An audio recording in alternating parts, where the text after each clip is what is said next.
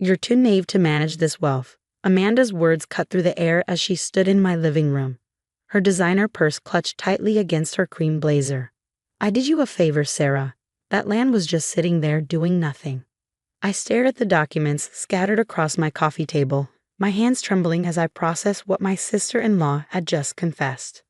The 50-acre property my grandfather had left me, the beautiful Montana wilderness I planned to preserve, had been sold without my knowledge or consent. And Amanda, my husband Tom's sister, was standing here acting like she'd done me a service. You forged my signature, I said, picking up one of the papers, my voice steadier than I felt. You actually forged my signature to sell property that wasn't yours. Amanda rolled her eyes, adjusting her perfectly styled blonde hair. Oh please, it's not like you were doing anything with it. Do you know how many developers have been trying to buy that land? $1.5 million is a fantastic offer. I already processed the sale. The casual way she admitted to her crime made my blood boil. I'd never been close to Amanda. She'd made it clear from the day I married Tom that she thought he could do better than a small-town librarian. But this was beyond anything I'd expected, even from her. Where's the money? I asked, though I already suspected the answer. Her smirk told me everything. Being put to better use. I've invested it in some promising ventures. Once they pay off, everyone will thank me. You clearly don't understand how to handle this kind of wealth. I thought about my grandfather's face when he'd shown me that land 5 years ago, just months before he passed. He'd walked me through the pristine forest, pointing out the rare birds nesting in the ancient trees, showing me the crystal-clear stream that cut through the property. This land is special, Sarah, he'd said. It needs someone who'll protect it, not exploit it. He'd chosen me over my more successful cousins because he knew I shared his love for preservation. Now I failed him, let his legacy be stripped away by my greedy sister-in-law. Where's Tom? I asked, realizing my husband was conspicuously absent from this conversation. Oh, don't drag him into this, Amanda waved dismissively. He knows nothing about it, and let's keep it that way. He's always been too soft when it comes to you. I stood up, gathering the papers carefully. You really think I'm just going to let this go? For the first time, I saw a flicker of uncertainty cross Amanda's face. What's done is done, Sarah. The sale's been processed. The developers are already planning their project. You can't stop progress. We'll see about that, I replied, pulling out my phone. Who are you calling? Amanda demanded, her composure cracking slightly. First my lawyer, then the police. Forging documents and selling property fraudulently are serious crimes, Amanda. She stepped forward, her voice dropping to a threatening whisper. You wouldn't dare. Think about what this would do to the family. To Tom, to our parents. I met her gaze steadily. You should have thought about that before you stole my inheritance. I did not steal, she started, but I cut her off. Get out of my house, Amanda. The next time we speak, it'll be through lawyers. She grabbed her purse, her knuckles white with tension. You're making a huge mistake. I was trying to help you. That land was wasted on someone like you. As she stormed out, slamming the door behind her, I sank back onto the couch. My hands were shaking as I dialed my lawyer's number. I'd known Amanda was entitled and manipulative, but this level of betrayal was staggering. The land wasn't just property to me, it was my grandfather's legacy, his final gift. He trusted me to protect it, and somehow, I let him down.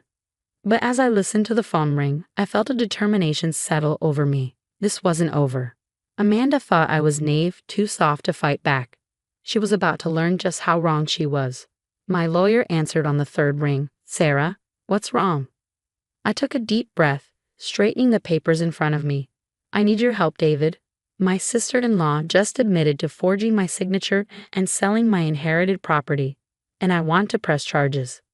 The next few hours were a blur of phone calls and documentation. David confirmed my worst fears. The sale had indeed been processed, and the developers were already moving forward with their plans. But he also gave me hope. With proof of forgery and fraud, we could fight this. As night fell, I sat in my darkened living room, waiting for Tom to come home. How would he react? Would he stand by me as I took legal action against his sister?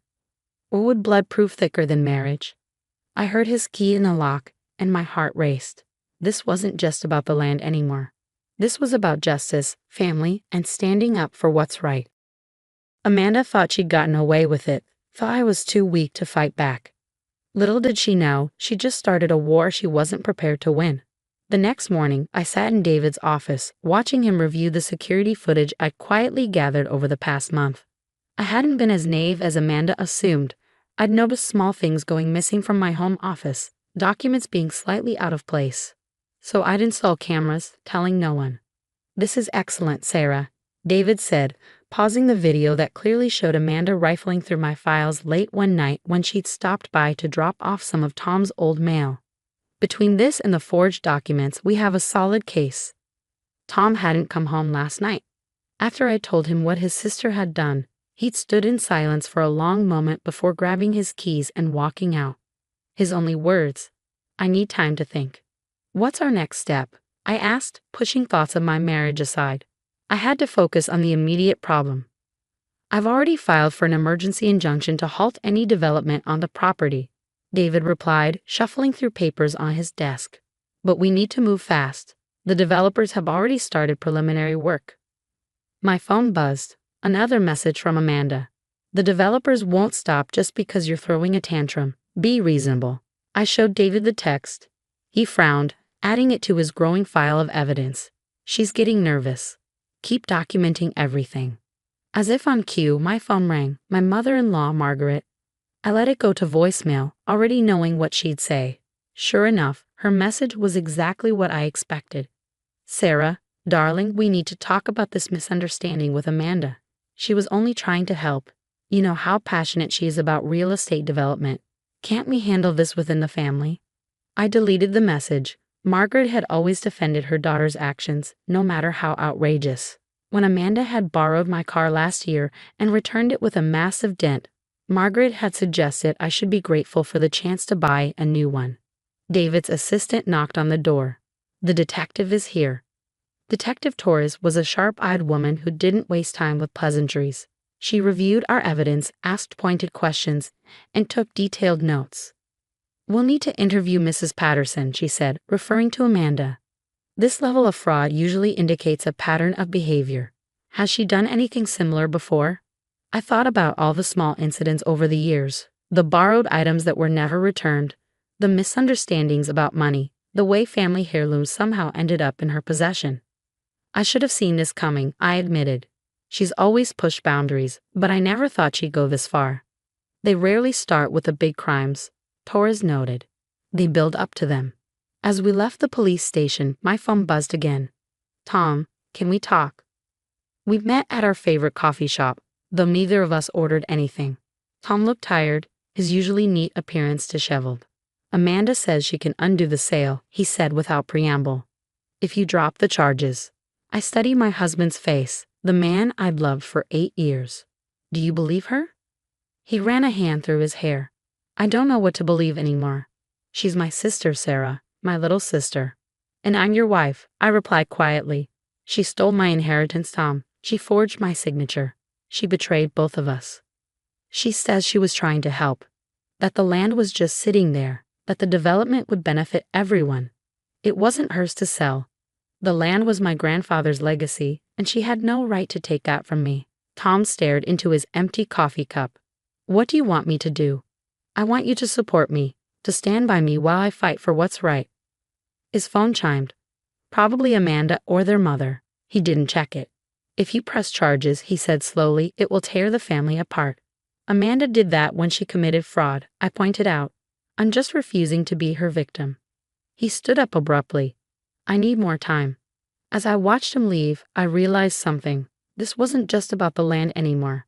This was about every time I stayed quiet to keep the peace, every time I let Amanda's behavior slide to avoid conflict. It was about standing up for myself, even if it meant standing alone. My phone buzzed with a text from Detective Torres. "Got some interesting information about other properties Mrs. Patterson has handled. Can you come in tomorrow?" I smiled grimly. Amanda had always thought she was the clever one, the sophisticated businesswoman, while I was just the quiet librarian who'd married into her family. She was about to learn that quiet didn't mean weak, and that some people were worth crossing. The war she'd started was just beginning, and I was done playing by her rules.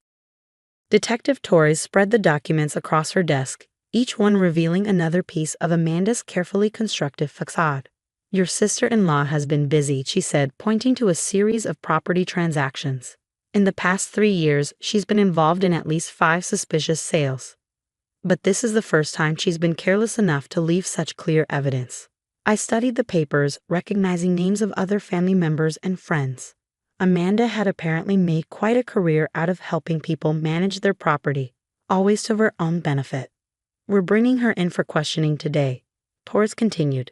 Would you like to know something interesting? Those promising ventures she claimed to invest your money in, they don't exist. My phone buzzed. Margaret again. This time I answered.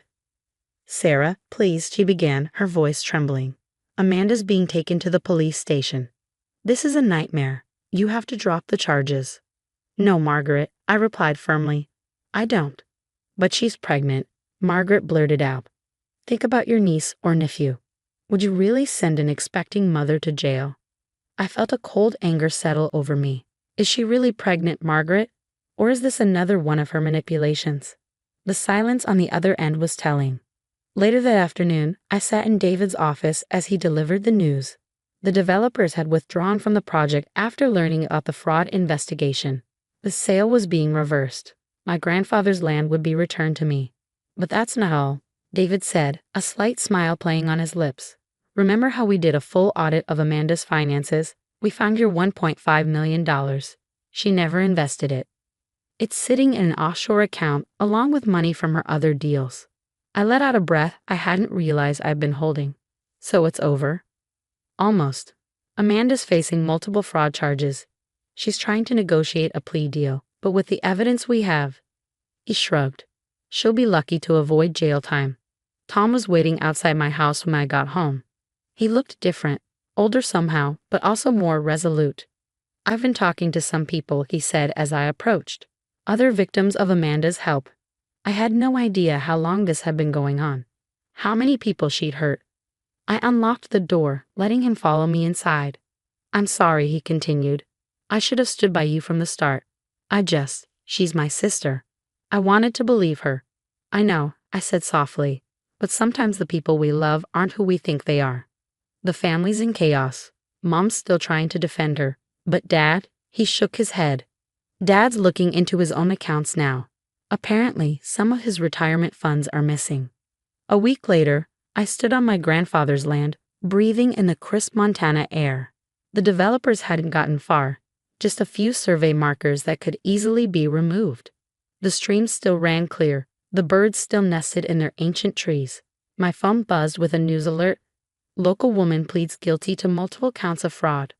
Amanda's perfectly composed mugshot stared back at me. She didn't look so sophisticated now. Tom wrapped an arm around my shoulders. What are you going to do with the land now? I smiled, pulling out the paperwork I'd been working on. I'm turning it into a conservation trust. My grandfather always said this land needed protection. Now it'll have it, legally, permanently. He would be proud, Tom said quietly. You know what the funny thing is? I said, watching a pair of eagles soar overhead. Amanda always thought I was naive because I didn't want to develop this land. She never understood that some things are worth more than money. As we walked back to the car, I received one final text from Margaret. I hope you're happy. You've destroyed our family. I typed back a simple response. No, Margaret. Amanda did that. I just exposed the truth. Tom read the exchange over my shoulder and squeezed my hand. You know what? You're absolutely right. Standing there, with my grandfather's land secure and my husband by my side, I felt at peace. Amanda had thought she could take advantage of my quiet nature, my desire to keep the peace. Instead, she learned a valuable lesson. Sometimes the quiet ones are the most dangerous when crossed. Her betrayal had cost her everything, her freedom, her reputation, her family's trust. Meanwhile, I had everything I needed. My inheritance, my integrity, and the knowledge that sometimes fighting back isn't just an option. It's a responsibility. The truth had won out, and that was worth more than any amount of money Amanda could have stolen.